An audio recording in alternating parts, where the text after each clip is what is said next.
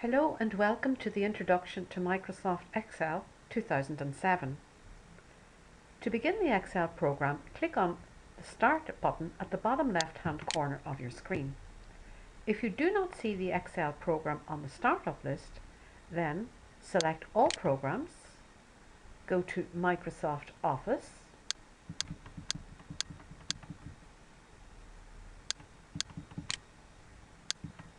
and select Microsoft Excel. The program will then launch on screen and Microsoft Excel will open with a brand new file ready for you to begin working on. Files in Microsoft Excel are called workbooks. At the very top of the screen you will see the title bar. The title bar currently says Book 1 Microsoft Excel. To the left of the title bar is the Quick Access toolbar. This is a new feature with the 2007 version of Excel. To the left of the Quick Access toolbar is the Microsoft Office button. Below the title bar is the ribbon.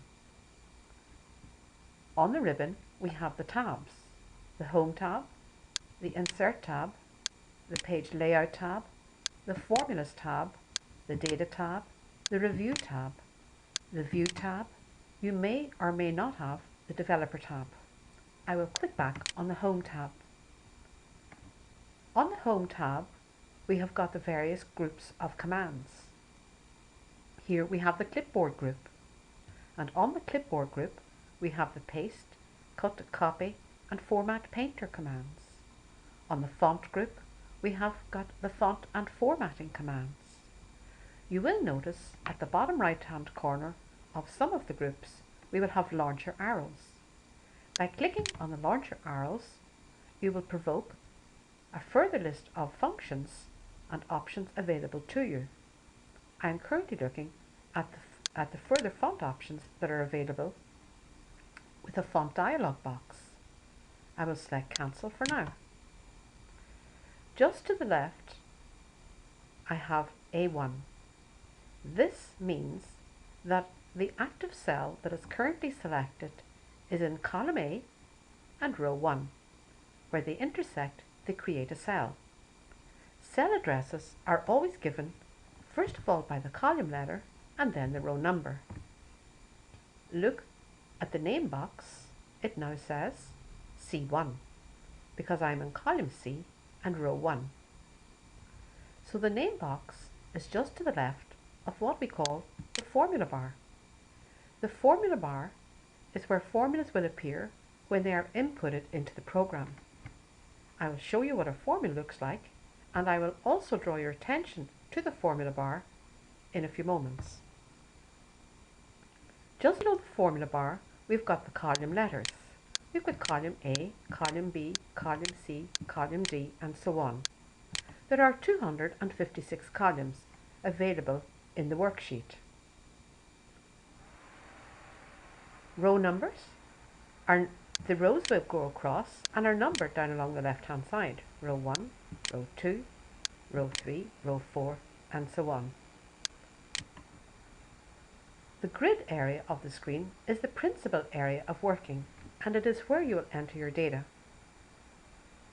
On the right hand side of the screen we have got the vertical scroll bar with the arrow at the top and the arrow at the bottom, and if I scroll down you can now see the letters on the left hand side changing, and if I scroll back up again by holding my mouse pointer down on the arrow and then release, I will be brought back to the top of my worksheet, back to cell A1. Underneath the grid area we've got the sheet tabs, sheet 1, sheet 2, sheet 3 and so on. Think of these as different compartments within your file. Not strictly pages, because sheet 1, if we were to print it out, could occupy many pages. But think of these as little separate compartments within the same file. To the left of sheet 1 we have the sheet tab arrows. The first one will navigate us and take us to the very first sheet in our workbook. The last one will take us and present us with the last worksheet in the workbook. And the two little arrows in between will take us a sheet at a time in the direction they're pointing. You may wonder why these are necessary when we only have 3 sheets. But with Excel, you can add as many sheets as you require while working with the Excel file. To the right of the sheet tabs, we've got the horizontal scroll bar. This will enable us to scroll horizontally. And as I scroll horizontally, look at the headings changing. Look how the alphabet changes to the AA alphabet, AB, AC, and so on. Let me scroll back.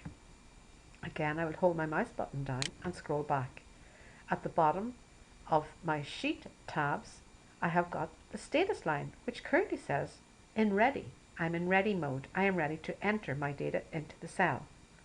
And of course, the very last strip down at the very bottom is my taskbar. So let me enter some data just to show you how Excel works. Here I will enter the word products and move to the cell to the right. In the cell to the right, I would like to enter Monday. The lovely thing about the Excel program, it has some built-in custom lists within it. Notice when I place my mouse pointer on the Monday cell, it is a white cross. However, if I bring my mouse pointer to the bottom right-hand corner of the Monday cell, I will get a thin black cross. This is called the fill handle. By holding down my mouse button and now dragging the fill handle right across, I can release it in G1 to go as far as Saturday. The fill handle will always present me with custom lists. The built-in custom lists within Excel are days in the week, months of the year, quarter 1, quarter 2, and so on. However, you can build your own custom lists and save them in the Excel program. Custom lists will work in any direction. For example, if I click on Saturday,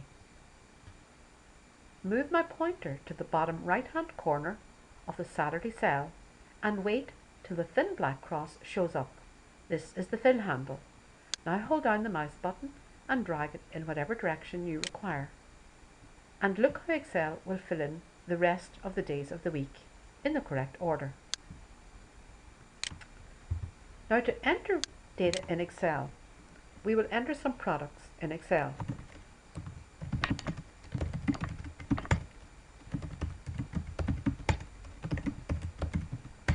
So by pressing the Enter key, I am brought immediately and directly to the cell below. So if I want to enter some figures within Excel, and again, I can go in any direction I please. It's a preference. So you can either click with the mouse to move to a particular cell, press the Enter key to move directly to the cell below, or press your Tab key or right arrow key on your keyboard to move to the cell to the right. Let me put in the word total. Excel has an automatic way of totaling columns. We can get Excel to total the figures that are currently in column B by placing our mouse pointer on what's called the AutoSum function on the editing group in the Home tab. It will present us with a formula equals the sum of B2 to B5. Excel proposes the cell range and enters an automatic formula. Take a look at the formula bar. The formula bar also displays the current formula presented. Equal the sum of B2 to B5. This means include the cell range starting in cell B2 and include all the cells until you get to B5 and also include B5 and then sum the group. So I press Enter to accept. Excel now presents me with the answer 825. Let's try that again. Click into the cell directly below, place our mouse pointer on the AutoSum function on the editing group and press on the AutoSum function. Press Enter to accept.